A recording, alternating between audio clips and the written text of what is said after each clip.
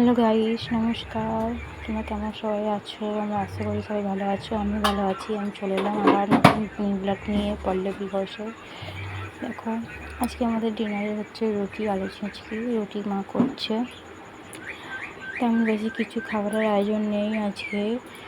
দেখো, আমার মেয়ে ঘুরঘুর করছে।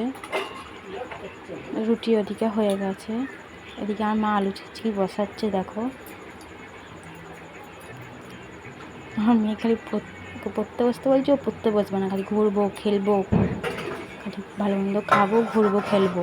পড়তে বসার নাম করছি, পড়তে বসবে না মোটে, খালি ফাঁকি বাজ, মোটে পড়তে বসবে না আমার মেয়ে। এই 3 বছরে পা দেবে এবার।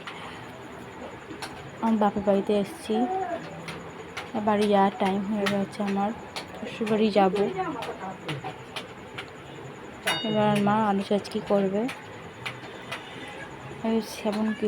তেমন কিছু খাবারের আয়োজন নেই আমাদের।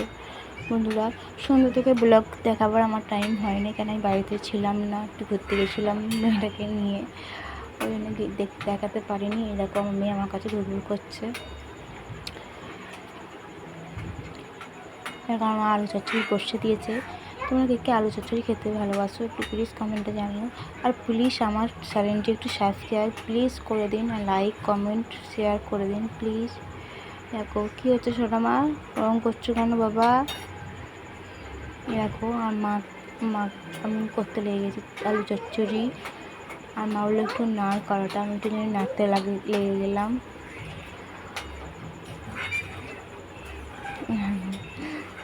মা বলছে একটু নাড়াবো, নাড়তে লেগে গেছি। নুন দিয়ে দিলাম, হলুদ দিয়ে দিলাম, দিয়ে জল দেবো, দিয়ে নাড়বো একটু খানিকক্ষণ, নেড়ে জল দিয়ে চাপা দিয়ে দেবো। দেখো আলু চচ্চড়ি। আর এই শনিবার ওই